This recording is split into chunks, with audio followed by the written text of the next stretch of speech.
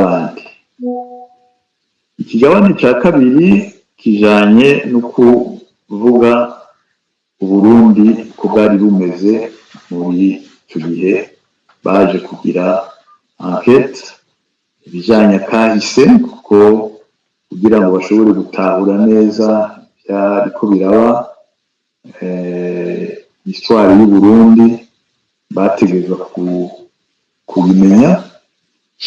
Ibyo rero byose byarafashe igihe kitari gito kugira ngo berekane ibyoba byatumye ibyashitse muri 1993 bishika. Muri ico kigabane bashitse ku bijanye n'intwaro ya Melchior Ndadaye, presidence de Melchior Ndadaye,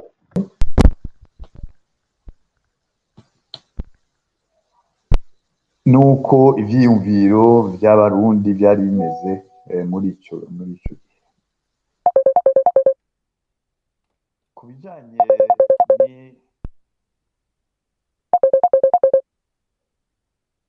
n'ivyashikiye umukuru w'igihugu yigwa hama bihurirana umunsi yateza kwigwa niwo munsi Perezida Buyoya yagira coup d'etat le 25 juillet.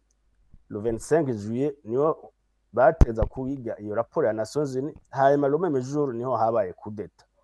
Alors ico gihugu ntaco mvuga mugabo harabaye igihugu ciyopoza ati no iyo raporo nituyigizeyo ntiharagera. Haje gusubira raporo yabaye itariki 28 z'ukwezi k'umunani uyo mwaka nyene 1996 yiga ibindi bibazo vya sécurité yo mu Burundi na coup d'etat yabaye yagizwe na Petero Buyoya. Ivyo rero harabaye ama analyse ama discussion baraharira ivyo vyarabaye. Alors niho navuga nti twari dukwiye kubaza igituma ivyo d'abord izo tariki zahuye umunsi bateza ku present iyo raporo ya Nations Unies akaba ari umunsi haba coup d'etat ya kabiri, hanyuma ico gihugu chance ko biga iyo raporo uwo munsi ahubwo bagaca bigiza ibibazo vyerekeye iyo coup d'etat akaba ari vyo biga haheze ukwezi. Ico ni caga ko harabaye naho nyene tentative de coup d'etat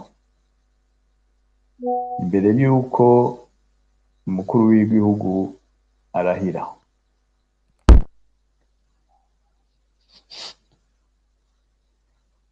Uwararongoye iyo coup d'etat yari lieutenant colonel Sylvestre Ningaba, yaba chef de cabinet du président Buyoya.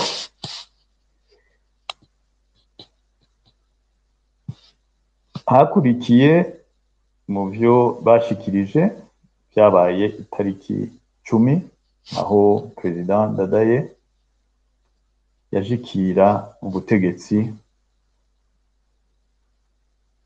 hama baca bakurikiza itariki 11/1993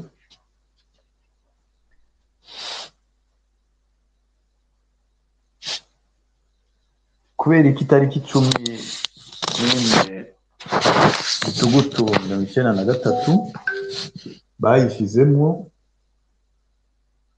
ni témoignage ya Rukindikiza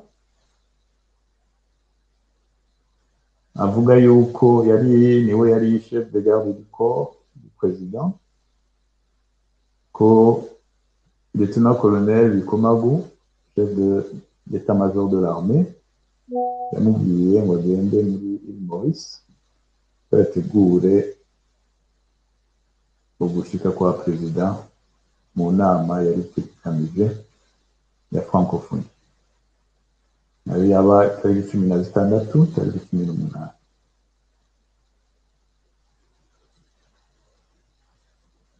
Itariki 18/1993 avuye perezida avuye muri Île Maurice niho batangura kumva ibijanye na kudeta yuko yari kirategurwa. Le ministre de la Défense, lieutenant-colonel Charles Ntakije, niwe yabishikirije. Narose information ya lieutenant-colonel Peter Sabayagana kandi. Tariki 19 harabaye conseil des ministres. Le conseil des ministres yakozwe iminsi ibiri, ko mu bibazo byari bihari byari bikomeye, ko hariho crise zari zihari bijyanye n'amatongo, yatumye haba amatension menshi cyane cyane mu gisoda, ko haba hariko barakugwa muri ayo matongo aho muri sud Rumonge n'ahandi. Hari imiryango itandukanye, hakaba harimo n'abasoda.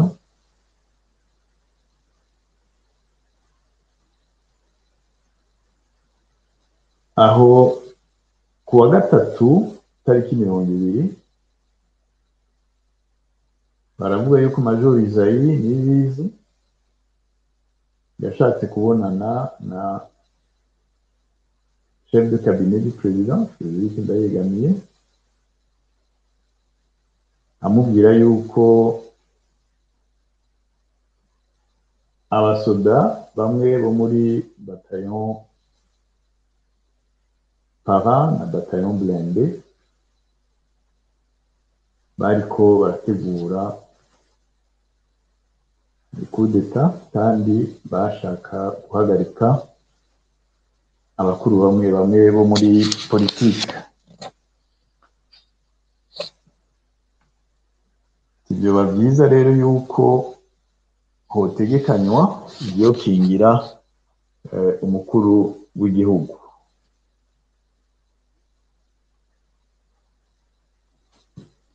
Singaruka cyane ku byakurikiye muri detail, kuko nk'uko Kiki yari yabisabye, turize yuko mwashoboye gusoma biri muri ico cegeranyo.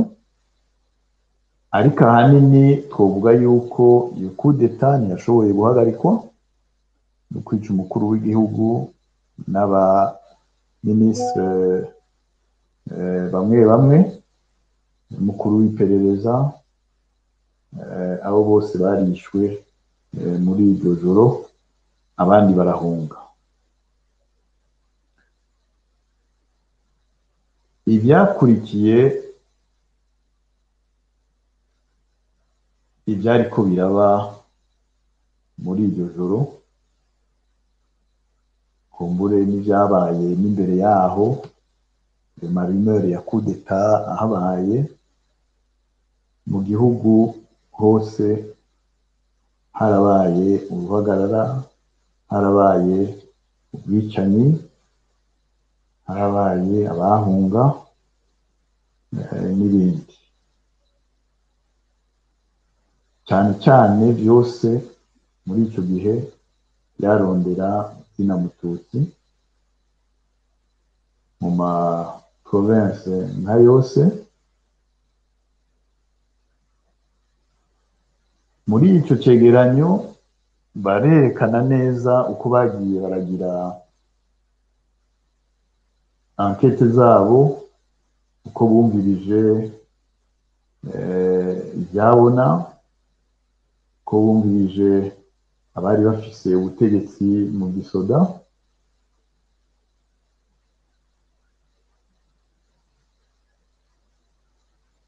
Nta uwo bigaruka ko byose kuko ni byinshi, ariko amatwa dusumira tumvise ibyabaye mu gihe cy'ayo enquête, hariho ibitari bike boba barabitse, kuko mu ma conclusion yabo n'ama recommandation yabo mu nyuma barasaba yuko hoba iyindi komisiyo yoyo izoba ifise uburenganzira bwo bwo gufata abantu ikaba koko ikarengana ijyamisho ya mbere d'établissement des faits ikaja dans le cadre juridique nk'uko yoba ari une commission d'un pouvoir de parquet.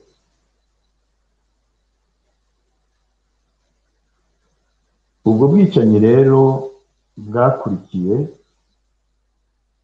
barakurikije imbere y'uko nja kuri ku massacre les actes de violence grave et relatifs ko niyo intitulé yabo ya muri mission birasome gatoyi kuri conclusion y'ibiranga ukwica umukuru w'igihugu n'ibindi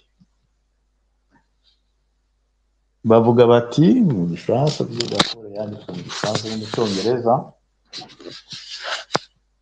Bien que la commission n'ait pas obtenu, et ce n'est guère étonnant vu les circonstances, de preuves directes sous forme de témoignages oraux ou écrits, elle considère que les preuves indirectes sont suffisantes pour lui permettre de conclure que l'assassinat du président Dadaye et de son successeur désigné par la Constitution a été prémédité dans le cadre du coup d'État qui a renversé le président, et que le coup d'État a été préparé et exécuté par des officiers occupant des postes élevés dans la hiérarchie de l'armée burundaise. La commission estime toutefois qu'étant donné les éléments de preuve dont elle dispose, elle n'est pas en mesure d'identifier les personnes qui devraient être traduites en justice pour ce crime. Mu bitahure ngaha uko babivuga baravuga yuko hari aba-officier bafise ibibanza bikomeye mu gisata cy'u Burundi bateguye kandi bashize mu ngiro iyo coup d'État no kwica umukuru w'igihugu n'uwari kumusubirira. Atariko komisiyo ntishobore kumenya neza abo bantu botegerezwa kuja imbere y'ubutungane kuri ico caha. Ikigabane ca kane nico rero kivuga ibijanye na les massacres, ubwicanyi et autres violences et autres actes de violence graves n'ubwicanyi bukomeye byakurikiye. Aha naho nyene kugira tuganye ducunga umwanya baravuga ibijanye n'uko ba methodologie yabo uko babikoresheje amaprovinsi bagiyemwo uko ntibagiye mu maprovinsi yose ko hari hakiri insécurité gushikaho rero berekana ko amakonkluziyo yabo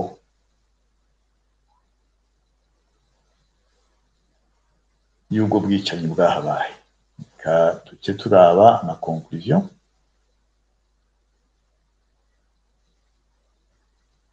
Ayo bashitseko n'ahanini tuza kuvuga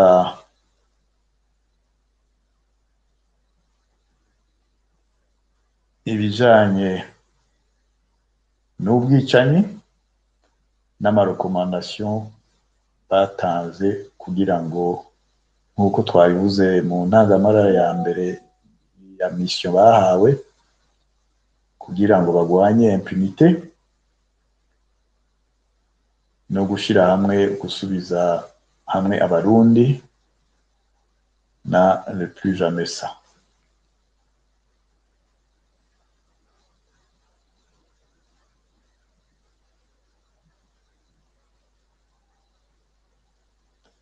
Conclusion zabo nizihe?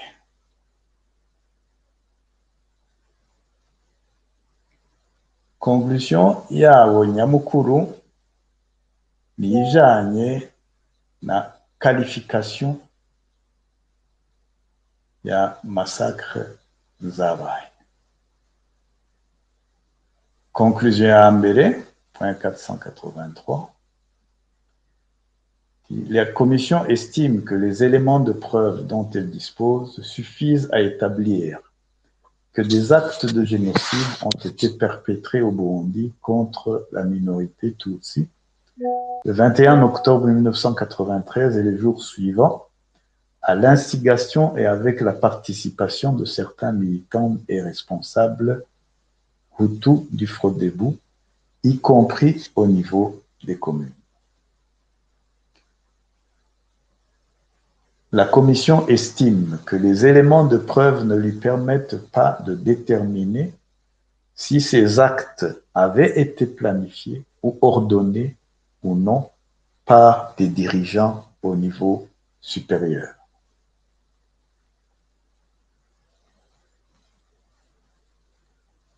La commission considère que même si elle n'a pas recueilli de preuves, et on ne pouvait pas non plus attendre d'elle qu'elle en recueille vu les circonstances, de témoignages directs ni de preuves matérielles à l'appui, les éléments de preuve indirects dont elle dispose l'autorisent à conclure que certains membres haut placés du Frodebu avaient planifié à l'avance une riposte face à l'éventualité bien réelle d'un coup d'État de l'armée, que cette riposte consistait notamment à barrer les routes et à armer les Hutus, à prendre en otage des hommes et des jeunes hommes Tutsis, et que ce plan avait été connu d'avance de certains membres locaux du Frodebu occupant des postes de responsabilité, y compris au niveau des communes.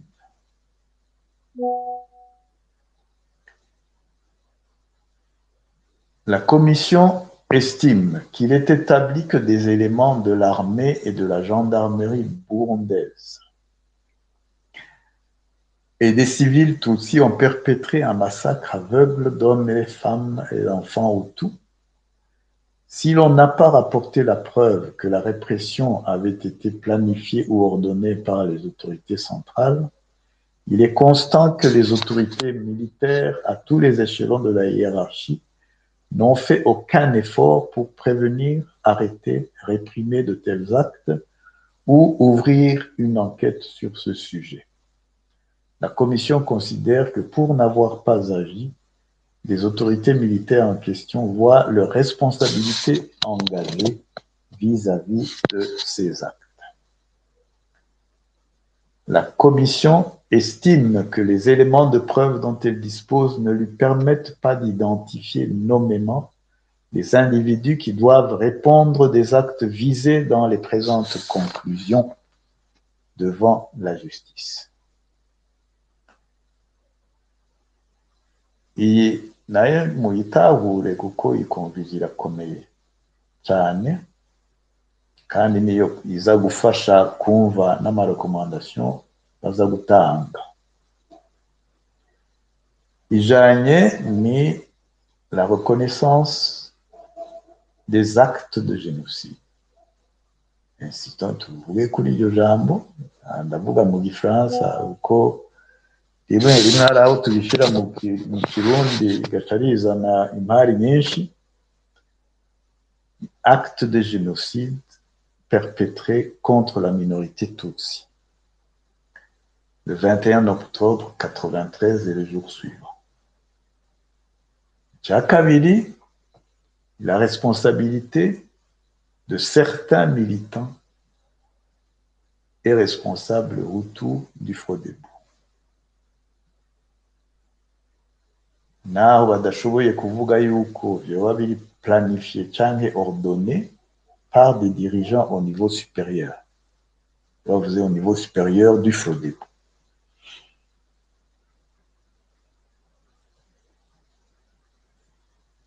Ariko kuri iyo conclusion ikurikira baravuga ko hariho abari planifié à l'avance, ko hariho abari babiteguye mbere ko hazoba riposte kandi si n'ibitangaje ko bamaze kubona tentative ya mbere, cyo gituma ya 3 juillet iri mu ngaha muri raporo, kandi ni icyoba cyatumye haba iyo planification birashobora guca byumvikana. Bagashyiramo rero n'ubundi bwicanyi bwakurikiye ko abasoda batakoze ibyo bategereje gukora, ahubwo banagize na répression par des éléments de l'armée et de la gendarmerie. Baca baja kuri recommandation. Ma recommandation ahanini icyo novuga kuri izo recommandation, ikintu nyamukuru nuko basaba ko haba une intervention yindi de la communauté internationale. Formuler des recommandations quant à la manière de réaliser la réconciliation nationale du Burundi et de rétablir la paix et la sécurité dans le pays dépasse sinon le mandat de la Commission certainement et les moyens dont elle dispose.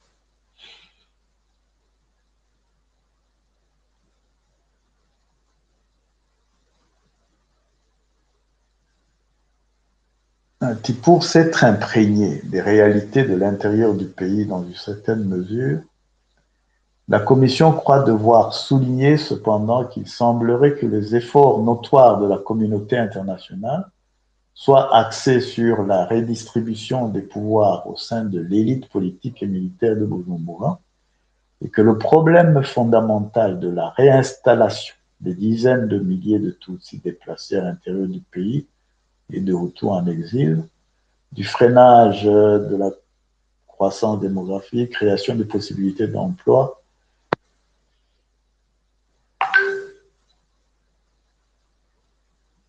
et de l'amélioration des rendements agricoles, toutes choses qui requéraient une assistance extérieure considérable ne soient guère évoquées. Aba bagiye mu bijanye n'iterambere, gusubiza abarundi mu zabo n'ibindi, ariko ikintu nyamukuru bashiramo n'ibijanye na impunité.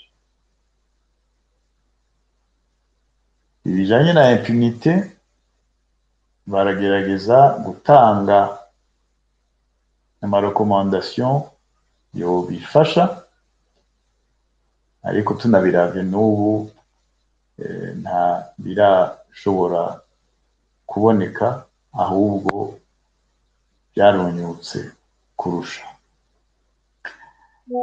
Ku bijanye na jenoside, kw'ijambo jenoside yavuzwe, il y a établissement des faits,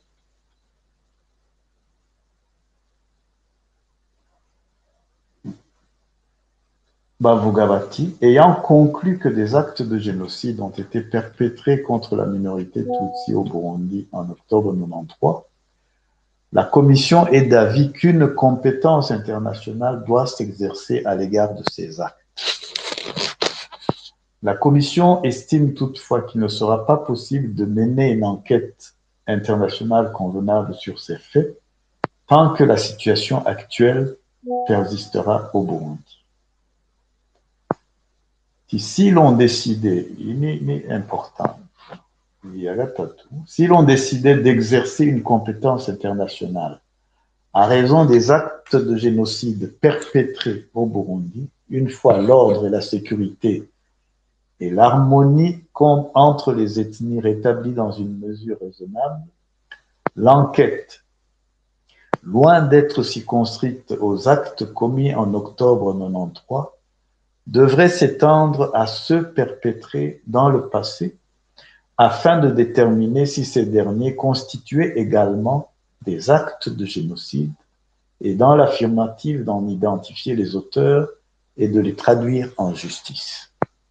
Il faudrait en particulier s'intéresser aux événements qui ont eu lieu en 1972 lorsque de la vie générale, on avait entrepris systématiquement d'exterminer tous les Hutus instruits. Nul n'a jamais été poursuivi pour ces actes. Tout organe international chargé d'enquêter sur le génocide au Burundi doit être doté de moyens et de pouvoirs qui lui permettent d'inspecter tous fichiers et dossiers, d'ordonner la divulgation de toutes pièces, d'appeler des témoins, de faire réprimer le faux témoignage, de garantir la sécurité des témoins et l'immunité ou des remises de peine en faveur de toute personne disposée à lui prêter sa coopération.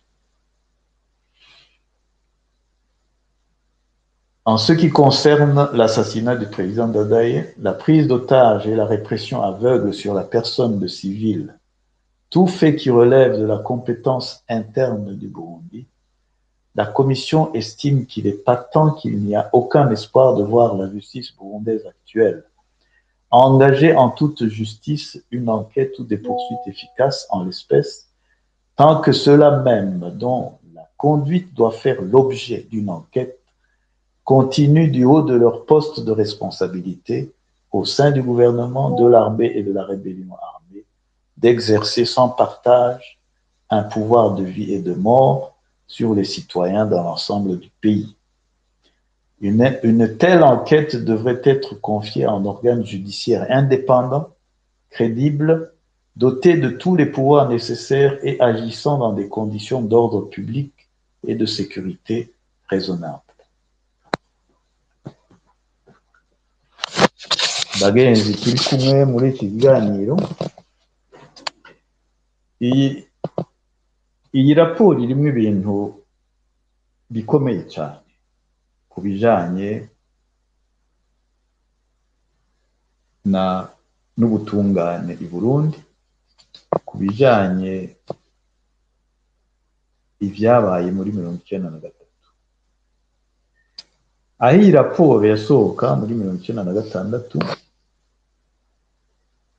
yaba abafrodebu, les forces démocratiques de changement, yaba abari muri leta muri icyo gihe, ndabibutse ko perezida Buyoya yafashe ubutegetsi yasubiye gufata ubutegetsi mu 1996, iyi raporo isohotse. Iyi raporo ntibaciye bayishyira mu ngiro muri icyo gihe. Frodebu yaranditse yiyamiriza iyi raporo. Muri leta ntiyasohotse, twagiye gusubira kuyivuga no kuyikoresha dushitse mu biganiro vy'Arusha. Niho havuye solution zimwe twanditse mu masezerano y'Arusha muri protokole ya mbere, twongera gusaba commission internationale d'enquête judiciaire irengera iyi d'établissement des faits. Naho ryanditswe ikiringo twari twumvikanye cyarenganye, Président Buyoya yarandikiye Secrétaire général des Nations Unies. Iryo kete haciye imyaka nk'ibiri imbere y'uko barungika iyindi komisiyo ije kuvugana na leta yari ihari, yari ya CNDD-FDD, uko bokorana kugira ngo komisiyo plutôt yo enquête internationale judiciaire yoshobora gukoreka. Ariko habaye ibibazo binini kuko mu ntango CNDD-FDD yashatse ko ijambo justice bayivuga, harabaye impari ndende gushika naho koko ibyo twari twumvikanye mu masezerano y'Arusha atana kimwe kigeze gikorwa, kuko mu masezerano dukurikije ibyo twari twumvikanye. Docteur yego umwanya uriko uragenda dusongore kugira dusangire ikiyago ngira kuko ibi byari bikeneye kumva uko ibintu byaciye bikurikira. Murazi yuko na CNDD-FDD yaciye ishyiraho komisiyo Vérité et Réconciliation, ariko twe twari twumvikanye yuko yaba komisiyo d'enquête internationale judiciaire yaba komisiyo Vérité et Réconciliation byari gushyirwaho mu gihe cya transition. Ahanini twifuza yuko amatora yoshika ayo makomisiyo yatanguye akazi bategerezwa gukora. Ntibyabaye. Kubera iki? Turaza kubiyaga ngaho, ariko mumenye ko calendrier twashyizeho, nari muri commission de suivi de l'application de l'accord d'Arusha, ndabizi cyane, no mu byatumye ntanga imihoho muri iyo commission byarimo impunité. Twabonye yuko ikibandanya, kandi ikibazo nyamukuru cy'ubwicanyi kigarutse mu matora no mu bindi, murabona ko bica byonona n'ibikurikira. Murakoze cyane kuba mwanteze amatwi. Ni ikibazo kitoroshe, ariko twarifuje yuko twokiyaga namwe kugira ari bubaterera ari abatwunganira bashobore gushikiriza ico gipande c'akahise ku Burundi kitoroshe. Murakoze cyane. Urakoze cyane Docteur. Uradushikirije suje y'uno munsi, waciye hirya no hino, uradusigurira byinshi, wasubiyemwo ibice bimwe bimwe biri important by'iyo rapport. Ndibaza ko na Dr Emmanuel yabyumvise, ariko arafise ibyo ashobora kurenza ko, nk'uko muri ase genocide hari amatoza, hari ubushakashatsi bagize, kandi iyi rapport barayikurikirana cyane. Sinzi Dr Emmanuel urashobora kugira icyo wunganiye, ariko mu nyuma hari quelques 2 ou 3 questions nk'uko watwemereye kutubera umutumire ziza kugaruka, ariko mugize icyo mwunganira kuri ku byo ashikirije Dr Rugambarara kuri iyi rapport. Yego cyane, murakoze. Ibyo musabye byose ndagerageza kubikora, uretse hamwe gusa kumwunganira aho twumvikanye. Sindahateba n'umwanya, murabona yuko uhaye uragenda. Ndagerageza ndabaho n'umwunganira cyane cyane mpura canke nanje nerekana aho nashimikiye gusumba, ariko nibaza ko bijya kugorana kuko ndazi neza ko ari we yadutumiye turiwe. Mugabo il m'est difficile d'évoquer ou de ne pas évoquer le principe de l'égalité des armes. Je me demande à combien de minutes j'ai droit. Muraje kuhambera, reka ngerageze nyarutse. Imbere rero kugira icyo mvuga ku byo mugenzaje muganga Alphonse Rugambara yavuze, kejo sari au passage, kubera igihe naramusaba tumire ntiyari bambe abadukurikira ntiyari bwaze. Mu nkundire hahandi aciye azana yindi ko ndasozera intangamarara yanje qui se trouve être, c'était en commentaire ou plutôt en discours sur l'émission. Nari ngomba ndangiriza navuze kuri selection ico mwise sute muca murankibura muti nico mwaganira fois passé. Sindahateba kubera mwari ko muvuga ku 95 kuri sentence no kumutanga, ariko singena ntagize ico mvuga. ukiri ngaho reka ndakikubarizemo, kuko nico kibazo nawe nari nateguye kukikubaza kugira uco ugira ko kuri ico kuri université. Un instant ndakiretrouve aho nari nacanditse, unyihanganire gato. Mu bibazo nari nateguye kubaza byari kirimo igihe abarundi bariko baragandagurwa nk'uko non c'est pas ça muri 1995 muri kaminuza harabaye ibyaha byahitanye ubuzima bw'abantu. Ubu bamwe mu baharokokeye nibo bariko baratwara igihugu baragiriza bamwe mu banyeshuri bari bahari n'izina ryawe Dr Emmanuel ririmwo hamwe n'umushinga ntahe Clement Nkurunziza ubu no musavundiye mu buroko Ingozi nubwo atabutungane buriko burakora mwebwe nk'abo bari bahari ico gihe biba mwubwira abarundi ibyahabereye ibyo ari byo nuko byitwa utitaye ku byo izina ryanyu baryagiriza kuko hano si sentare akabazi ko si sentare murikira ukuri mutanga ukuri ku barundi batari bahari icyo gihe bumve icyo batabonye. Murakoze neza.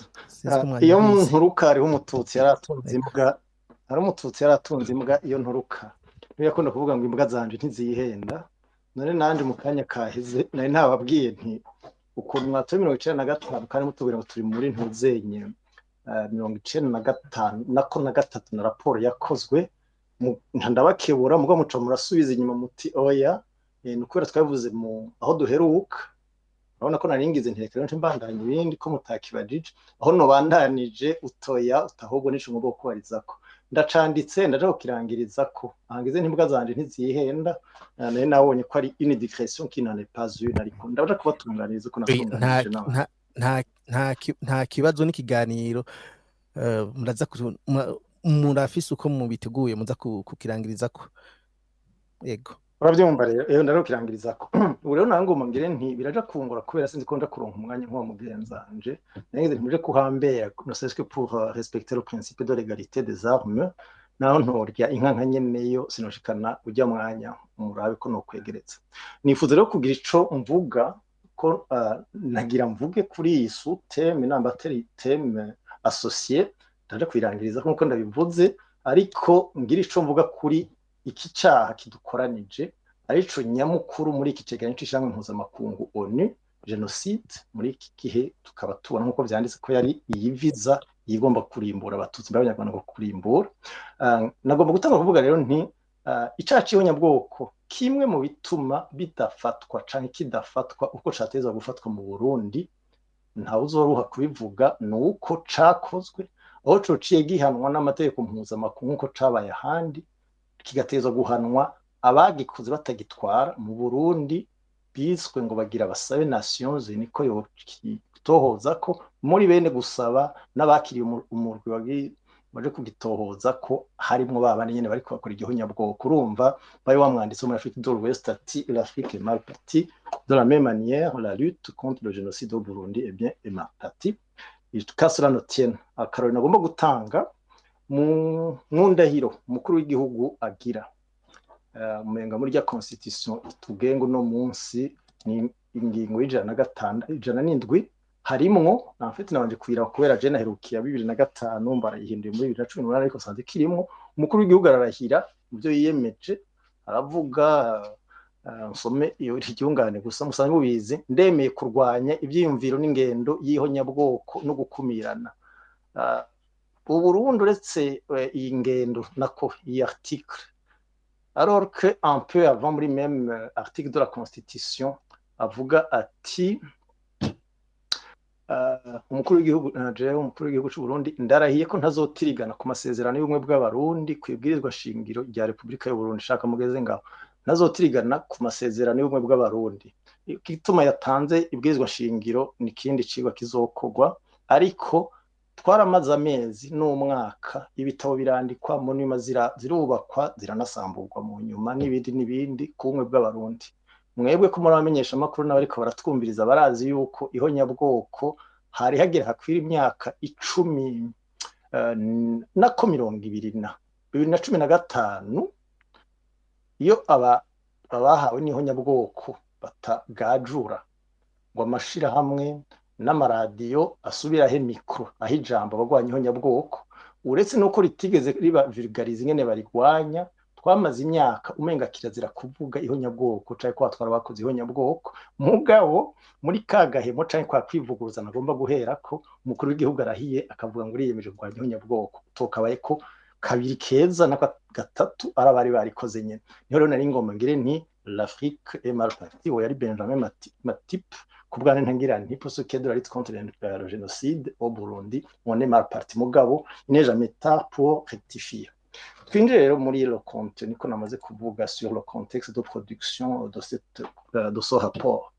Ndagerageza nyarutse murabyumva mvuge ntangurira kuri le contenu en général, la structure du rapport. Sindegaruka ko muganga Rugambarara yagize ico ivuga ko aho yashimikiye twahabonye rero muce munkundira gusa ngira ico mvuga kuri de manière générale imbere yuko mvuga ama article ari intéressant mvuge ku majambo agaruka tunumvikana ko rimwe na rimwe ngo ntitunumvikane ko yanavuze we yashimikiye kuri acte de génocide ndaja kuhashika nagomba mpere ku bwicanyi kuko niyi ntuzenye le mandat même muri définition du mandat de la commission un instant hari muri article pardon excusez il faut voilà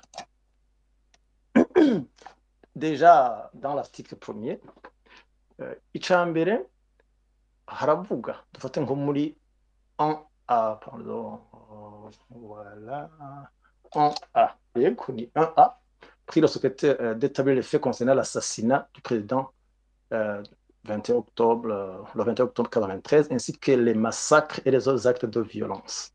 Mu Burundi, abakoresha igifaransa twaramaze imyaka myinshi bagomba ko les massacres izo ziza gukuvra byose. C'est vrai, techniquement parlant, massacre après narafasha kanya ndavyandika ko muri thèse de doctorat yanje sije nari ndabitanguye hari abitwa ba Holmes n'abitwa ba Haside Marcel bantanze massacre bihagaze kuri la façon de mise à mort donc hariho tuer méchamment bon il y a le nombre d'abord pour parler de massacre et il y a la méchanceté la mutilation des corps ibyo byose biri ça se rencontre mugabo la dimension génocide d'extermination d'une composante d'un peuple enfin un peuple mwashaka iyo ntirimo donc rero les massacres nagira mvuge ntibyari byapfuye au départ mugabo au moins aba commissaire banyagwabwa n'Imana ubona ko bagiye gukonkluwa neza ico ariko twebwe iyo tukiriko turadiscuta abarundi turacahatakaza umwanya kubera umenga ubwicanyi bikuvra à la fois meurtre de masse meurtre multiple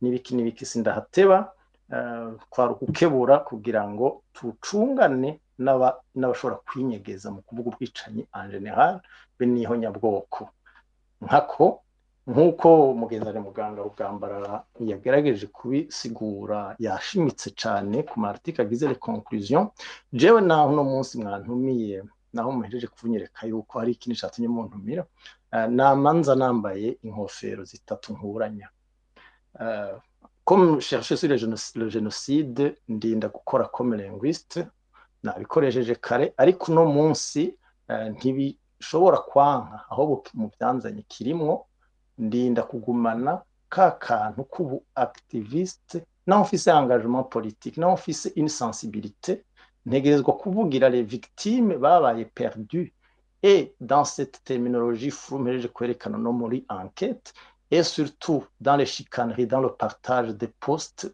sous-entendu hari ngo bitungwa abaserukira imigambi rwanyiho nyabwoko mugabo bagaca basinyira en chèque en blanc barikoze hanyuma ntinongera rero na cyane mvuge nko mu Burundi yifuza ko igihugu kirongorwa n'abantu bafise bera atari abantu bahawe n'amaraso na cyane niho nyabwoko nijo bituma rero muri les conclusions niyo partie nja guhagarara ko muganga yavuze kuri la partie qui concerne le coup d'état sindahateba n'icaha cari kisanzwe kiri prévu et puni dans le code pénal yari en application au Burundi contrairement au génocide comme murabona ko Burundi bwagiye kwadera à la convention pour la prévention et la répression du crime de génocide justement dans la foulée canke à l'occasion du deuxième coup d'état ya Pierre Buyoya atari au retour au pouvoir kuko ntiyari constitutionnel mwico gihe rero que le terme et le crime de génocide ihakwa gupasa sous silence niho dutegerezwa gushimikira coup d'état yari prévu barabahana ukutariko birazosubirwamo no kubiriko bisubirwamo nabi n'ubu muti aho gombye kuvuga iki ngaha en parlant du coup d'état naho no kubiriza mugenzanje no munsi ariko ari insista ku bantu bakoze coup d'état yuko na la komisiyo ivuga ko hariho des militaires bari bateguye ko batembagaza intwaro, ivyo twese turabizi, mais nulle part au monde un coup d'état n'a jamais mené, uretse ijyaho mu Rwanda bakoreye Habyarimana babagosora nyine bakamurasira mu ndege. Donc aucun coup d'état ne devrait donner lieu à un génocide, parce que comme nous le savons, rien ne peut justifier un génocide. Ikironda kivuze kugira ngo mubazotwumviriza mubakurikirana ibiganiro tumaze kurangiza ntaze hagire ufata iyo lecture iri indirect, mugabo indirectement suggéré, c'est vrai, comme si abasoda mu gukura umukuru w'igihugu bakwegeye abatutsi bakorewe génocide. Naho atabivuze en ces termes, turamaze kubyumva. C'est pour cela que je dois baliser dès le départ. Et par contre, je n'insiste sur la dimension préméditation, ari iri clé à la notion de génocide, donc kuvuga ciblage d'un groupe ethnique, religieux, n'ibiki mu Burundi yari ethnique entre guillemets, comme on l'a dit, ou que la définition scientifique de l'ethnie ne s'applique pas pour le cas du Burundi. Donc mpagarare kuri la dimension préméditation, préparation, kuko naho hovugwa iki, twibutse yuko déjà une semaine avant l'assassinat du président Melchior Ndadaye, hariho intara abatutsi baje bamaze guhabwa gasopo. Ejo bundi umenga hari iwanyu nyine no hatoba ngaha, sintinya kubisubiramwo, narabahaye le cas dans dossier témoignage qu'on recueille muri radio Chirimos. En ce qui concerne celui-là que je vais mentionner, nayironse avant le lancement de radio Chirimos. Yari umuntu ava Ingozi mu ntara ya Mwumba, je m'arrête là pour ne pas l'exposer kuko aracariho. Niwe yambwiye yuko muri ijya minsi imbere ya coup d'état abakozi biwabo baramubwiye bati ngo tuguha agacupa, baramwongera ati reka tuwe kubera bya bindi n'ibyaba abasirikare bakaza ni twebwe tuzoca tuhagwa, wewe uzotuvugire. Bari abahutu babana n'umututsi. C'est celui-là même parmi tant d'autres yambwiye ingene la veille ya coup d'état hariho abatutsi baje bamaze kubohwa, kandi ivyo ntivyabaye Ingozi gusa. Ndiko nerekana iki pour étayer l'existence d'un plan préconçu, naho itoba ari uwo bene mu kuyitegura uwitwa Shadrach Niyonkuru que nous connaissons tous, yari ministre des transports muri leta ya Melchior Ndadaye, naho atavugwaho muri iyi ntuze comité, urabona ko bashigikira kuri Frodebu, mugabo la mobilisation pour éliminer les Tutsi yahitana umuhutu wese, ntiyahitana inzira guhemuka gusa umugani wabo. Ça c'est très important, il faut le souligner. Bref, Shadrach Niyonkuru nagomba nibutse yuko bamubajije ou plutôt après le coup d'état niwe yavuze kw'iradiyo ati basabye ko boshira en action le code de juin. Le code de juin, mwibuke ko bisanzwe byari byarerekanye ko iyo amatora atagenda uko sahwanya yabishaka canke iyo yibwa, niho bajya abatutsi bishwe muri 1993 mu kwicumi bari kwicwa nyakwicwa mu kwa gatandatu. Ico ni kimwe mu bindi bimenyetso. Et enfin ngiri muri ibyo bindi byo ku ya préméditation, préparation, ciblage, ça va de soi, même la Commission des Nations Unies yarabiconclure. Hanagomba nkoreshe une lecture isokorora ikura mu kinyegero de ces petits comment on dit, des faits micro qui, une fois ajoutés canke placés dans un contexte global, yerekana la trame naho mwovuga historiquement parlant, et surtout la connexion des acteurs du génocide. Concrètement, je voudrais mentionner le paragraphe 48 de ce rapport. Il avuga ceci, je me permets de le lire. Donc ça dit, je cite: lorsque la commission est arrivée pour la première fois à Bujumbura, des fonctionnaires des Nations Unies avaient déjà loué des bureaux à son intention à Mutanga Nord, un des derniers quartiers résidentiels biethniques situés en périphérie. En raison de l'insécurité, il était impossible de travailler au bureau après la tombée de la nuit. Le 6 décembre, j'aurais dû commencer par là, le 6 décembre, des tirs d'armes légères et de canons de voitures blindées ont éclaté tout autour de la maison où se trouvaient les bureaux de la commission. L'incident a duré 2 heures. Il a été indiqué plus tard qu'il s'agissait d'une opération des forces de sécurité contre des agents infiltrés rebelles, c'est moi qui insiste, infiltrés rebelles armés. Point. À partir de cette date, il est devenu impossible pour raison de sécurité de servir de bureau. jusqu'à ce que de nouveaux bureaux soient loués au centre-ville. La commission a été contrainte d'effectuer ses travaux à l'hôtel Source du Nil, où il était logé ainsi que son personnel international. Fin de citation. Iyi ndayivuze kugira ngo ndabereke ko le quartier a été attaqué par abo bita abarobera abo bagenosideri abo baidentifié. Plus tard, en octobre, je n'ai pas la date, octobre 2023, Sylvestre Ntibantunganya ikiganiro kiri kuri YouTube, ariko aravuga ingene yakuwe, karamuciyemwo, aravuga ati jewe igihe bagombye kunkura hariho abasore, yavuze ngo isoresora, abasore bagise amaraso ashushe, bagize bati ibyo byo guhunga bareke baze gukura tubanze tubamanyure. Je cite, c'est ça le mot qu'il a utilisé, natwe ngomba kuinsista ko Sylvestre Ntibantunganya yaciye avuga ati jewe ndabiraba mbona yuko hoba intambara ikomeye, ati kubera murabona yuko ahajya muri ijya misozi hariho aba barwanyi. Ushaka muce mwongera ko le fait que ndiko ndemonstre l'évidence que Sylvestre Ntibantunganya et le Frodebo en général bari domeshe bakomanda ntuzenya le CNDD de là à émettre l'hypothèse nitwaba conservateur ou à conclure nitwaba direct que cette attaque-là, parmi tant d'autres, dont c'est une autre que je vais citer, yari yo kubuza cette commission d'enquête, kumwe twabivuga ejo bundi muri radio Cirimoso, bamurafunda kuri pause, donc, qui avait intérêt à ce que la commission d'enquête des Nations Unies ne fasse pas son travail. Faisons en soi règle, tout simba ni article, toujours kuri 53, paragraphe 53. Je cite. Du fait de l'intensité des activités de la guérilla et de la répression exercée par l'armée, il a été totalement impossible d'enquêter dans des provinces comme celle de Karuzi ou celles qui bordent les frontières du Zaïre et de la Tanzanie. Fin de citation. En fait, c'est moi qui arrête ici. Je m'arrête ici pour souligner iki Karuzi. Abazi Burundi barazi yuko il y a des communes où il n'y a presque plus de Tutsi. En fait, niba ari ntara yasinzikaye Karuzi irimo. Alors, on n'a pas pu faire d'enquête là-bas. Mugaca mwibuka yuko par le temps qui court, Ndayicariye son équipe de la pseudo sévère bagerageje kwerekana que tout ce qu'il y a comme fausse commune à Karuzi, moi, ariyo bahereye ngo ari ba data wanje aba victime de 72. Reka mbandanye nsoma une autre partie intéressante de cet article, de ce paragraphe 53 toujours. Mba nasimvye nk'iphrase imwe hagaca havuga ngo, je cite, en raison d'une attaque particulièrement grave menée par la guérilla dans la province de Gitega et de la répression qui s'en est suivie, il a fallu suspendre l'enquête dans cette province pendant plus de 2 semaines.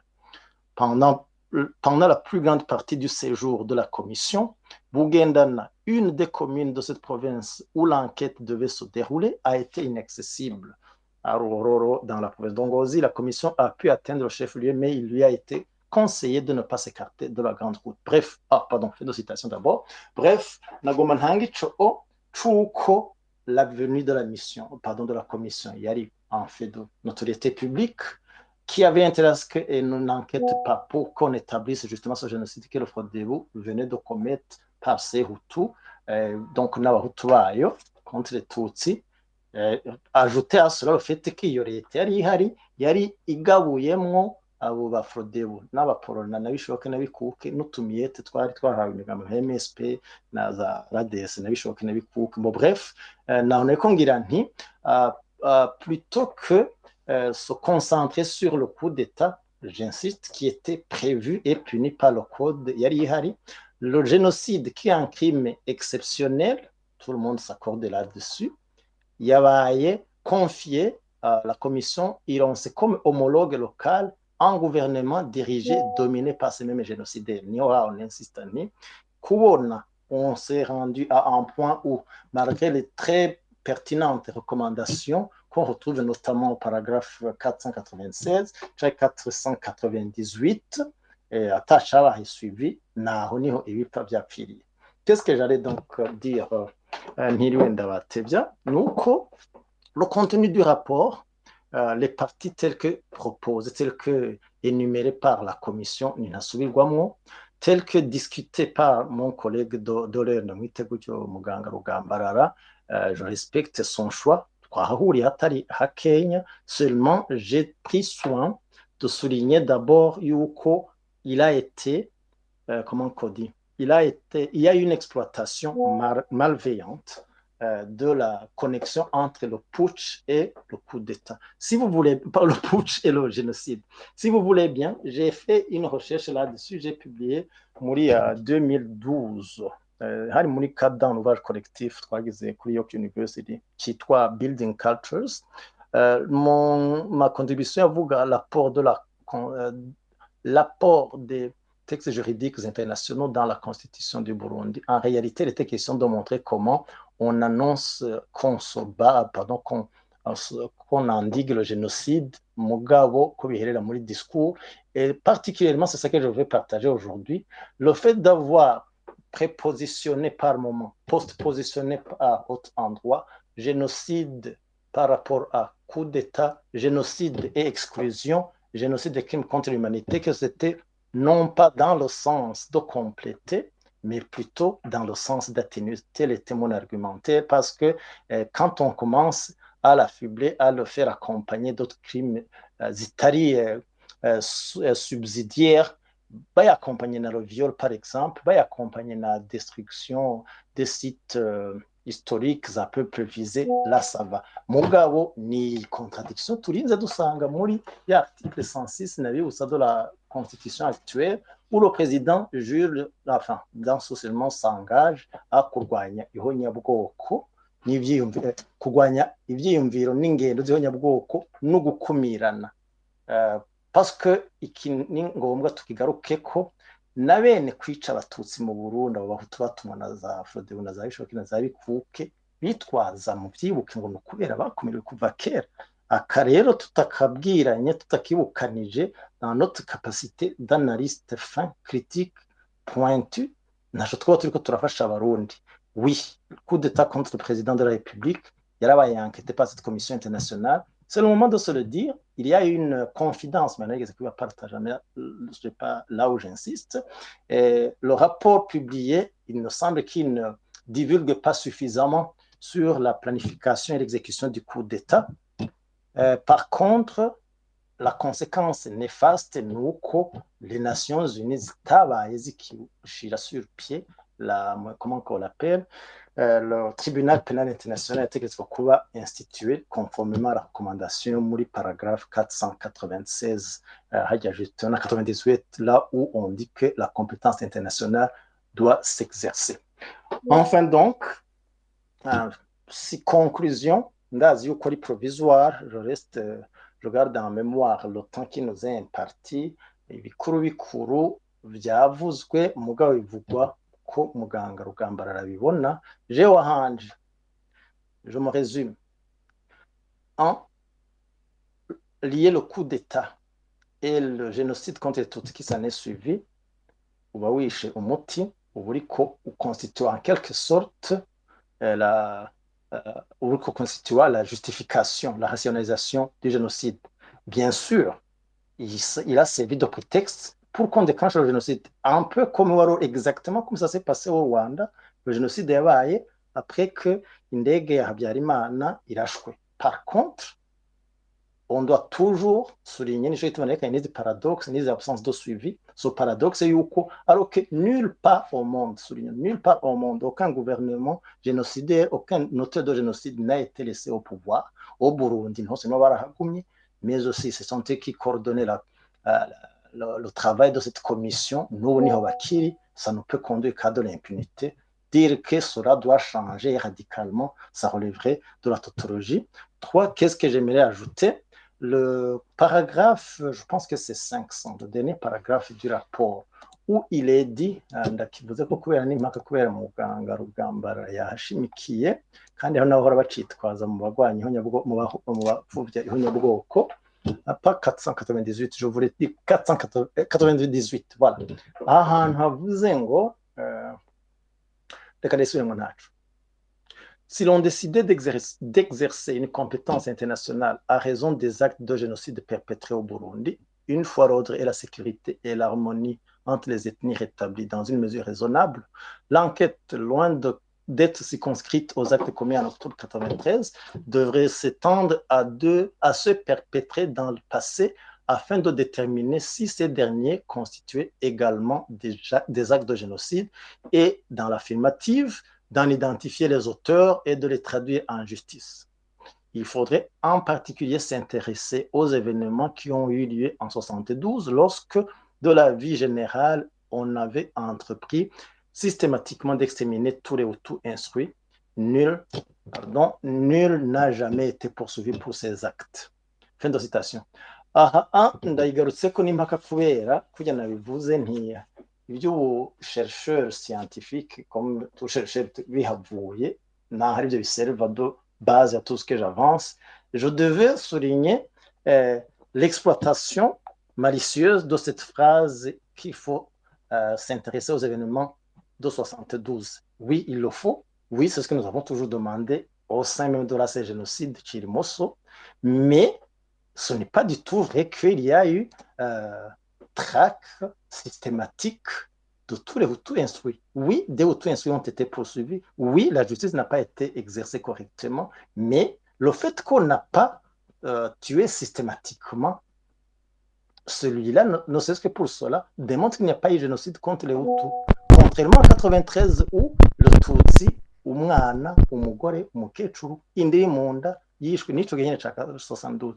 Et également, je dois souligner encore une fois pour ce qui est de cet article-ci, uretse ko nababwiye nti turamaze kubona turazi aho les négationnistes déguisés meme abari déclaré bayikoresha ubwacu twibutse yuko ceci ne devait pas constituer un argumentaire pour tenter d'invalider ce rapport-ci. Nico gituma, je réitère ce que nous avons toujours dit au sein de la génocide, et turemeza na toutes les forces politiques positives ndabite gutyo turemeza yuko un acte d'envergure internationale nk'iyi ya génocide itegerezwa kuba enquêté internationalement, c'est-à-dire ntikogwe n'abanda yicariye et surtout ahemberwa gusiga amavuta no kweza abakoze ibisa n'ibyo. Hanyuma aussi arico gikuru nuko umwanya itaba irakogwa ntibe ntuze argument yo kuhakana ibyabaye nko neko ndivuga, ariko na cane twibukanye yuko umwanya haba hagitwara des génocidaires, il doit y avoir une alternative. Nous avons lu aujourd'hui, nous sommes en train d'exploiter ce rapport, mais recommandation est faite de raisonner en dehors, notamment en se requestionnant ko turamaze kwibazanya ko keshi pourquoi il n'y a pas eu de suivi. Ndahagaruka ubwa gatandatu bwa 2020 nuko le gouvernement Burundi ariyo yari kuyishuzaho premier chef yari igizwe n'abakoze igihonyabwoko qui n'avait aucun intérêt à ce qu'il soit jugé. 2. Le cadre global, c'est là où on se réoriente en international. Je dois rappeler cette anecdote malencontreuse, je vais dire fâcheuse, de jusqu'à l'année 2009 aux Nations Unies, sur le site des Nations Unies, il y a rapport ntayari hari. Ugeze kuri S-bar 680 na 81 dacha dushinsimbira hirya iyi ntayari hari. J'ai passé des années kuva 2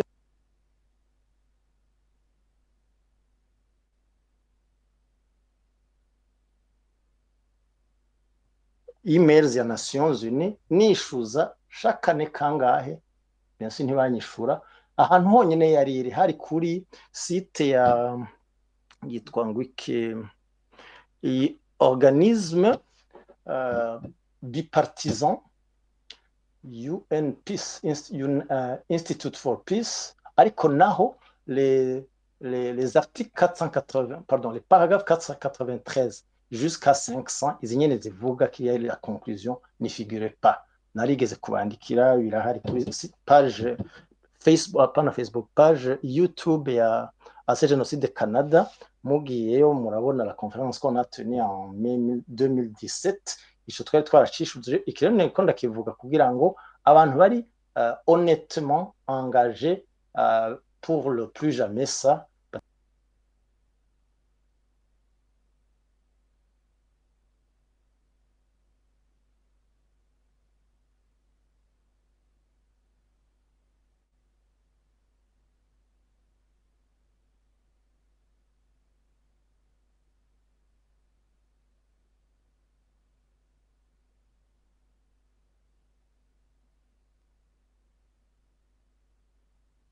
Ils sont parvenus à faire admettre leur génocide quand ils battent au pouvoir. igihe batangura kwiteta aux Nations Unies bayirokoye 1985 l'Arménie ntiyabaho yari ikiri une république soviétique et les soviétiques étaient les derniers à défendre une telle idée. Voilà, reka rero mbere yuko nsubiza ijambo barimpaye norohereze uwambajije ca kibazo nababwira nti aho ngira ngo naco gituma mwantumiye ku munota wa nyuma kuko itelefone ntumira muri ikiganiro zari isaha 5:40 kija kuba isaha 9.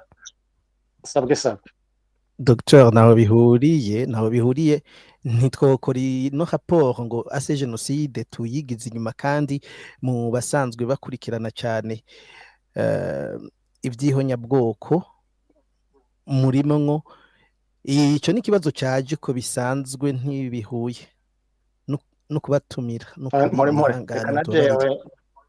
reka na jewe ndabagirire benefice du doute mbaye abanyamategeko kandi noneho naho coba kibarijwe kuca kuriya jewe en tant que chercheur en tant qu'activiste engagé ku Burundi nateza kugisho ndakivuga ko kujya mpejeje kubikora en le replaçant et dans le contexte global de l'histoire marquée par l'impunité mu Burundi et dans le contexte global des activistes anti-génocide qui traitent des sujets brûlants et ce qu'ils endurent ou ce qu'ils encourent comme hostilité.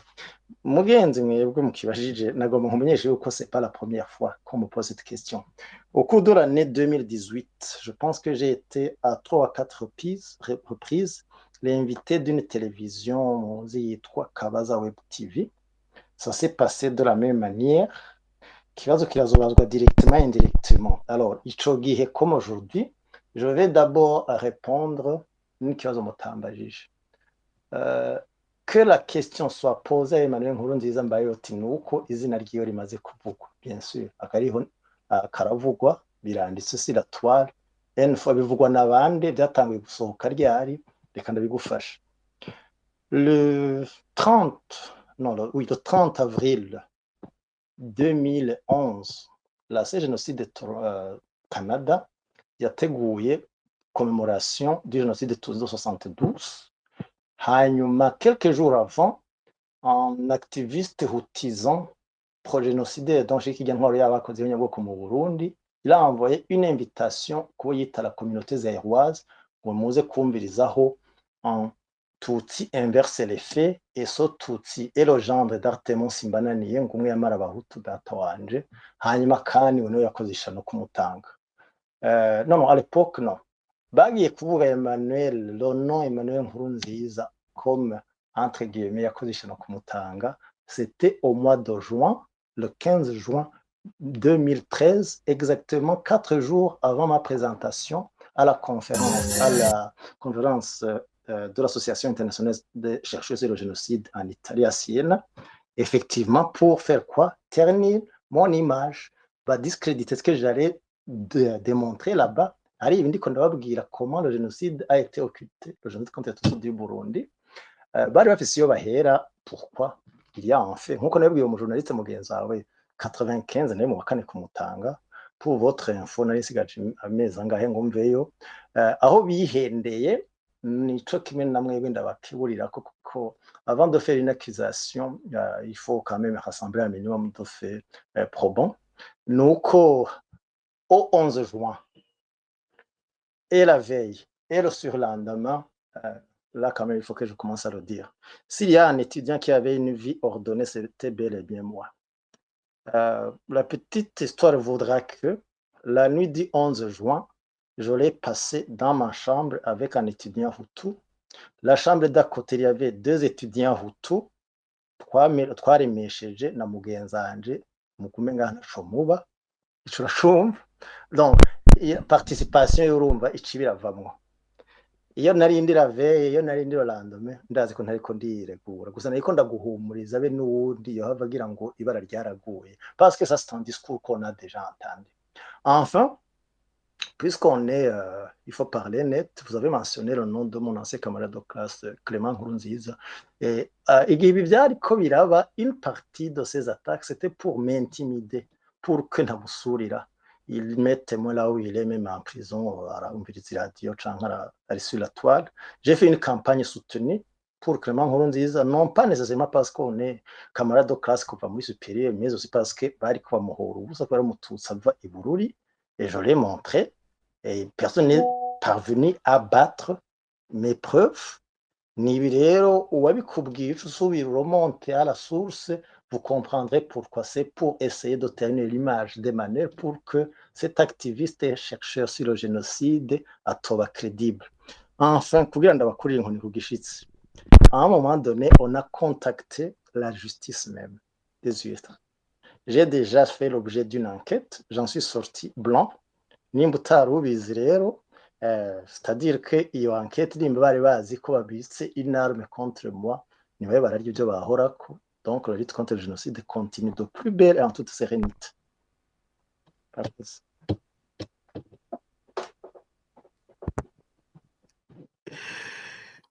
urakoze cyane Dr Emmanuel, murakoze ku byo mudushikirije, ku byo mwadushikirije n'inyinshi muduhaye. Ndabona none babagije ikibazo yagize muri commentaire, aravuga ati Kiki Daniel, urakoze kubona washikirije ikibazo canje kikishurwa naho ntanyuzwe. Ni ikibazo cyabajije Dr Rugambarara, ari nacyo kice gihura n'iki nyene duce twaciye tumubaza Dr Emmanuel asozereye ko. Imbere y'uko Dr Rugambarara ndamusubiza umwanya, reka twumvirize umushinga ntahe André Nikwigize nawe agire ico yorenza ko kubyo bano bashinga ntahe babiri badushikirije. Ariko kandi ubu mwanya uruguruye, ufise ikibazo canke ufise ico yunganira arashobora gusaba umwanya tukamuduza. Turiko tuvuga kuri ino raporo yo muri 1996, ibyanditswe muri ico cegeranyo n'ibyaje bikurikira kumbure ico cegeranyo. Murashobora gusaba umwanya, ariko reka tubanze twumvirize umushinga ntahe André Nikwigize agira ico yunganiye bano bashinga ntahe babiri. André, urakoze mwiriwe. cyane Frank, sinzi ko munyumva, muranyumva? Ego turakumva. Okay, murakoze cyane kumpa aka kanya. Nashaka kubanza gushimira Dr Rugambarara ivyo yashikirije, na Dr Emmanuel Nkurunziza ivyo yashikirije. Ndashaka kubanza kugaruka ku kantu gatoyi Dr Nkurunziza avuze ka genocide. Nibaza ko genocide, kandi namaze kubivuga kenshi, genocide y'abatutsi yari yateguwe kandi hari ibyemezo byinshi bimaze gushikirizwa ko yari yateguwe. Ntiyatumwe nuko babishe umukuru w'igihugu, yatowe n'abanyagihugu. Yari yateguwe, naravuze yuko mu matoza nanje nakoze hari ivyo vy'imipanga yari yaguzwe, hari amabido ya essence yari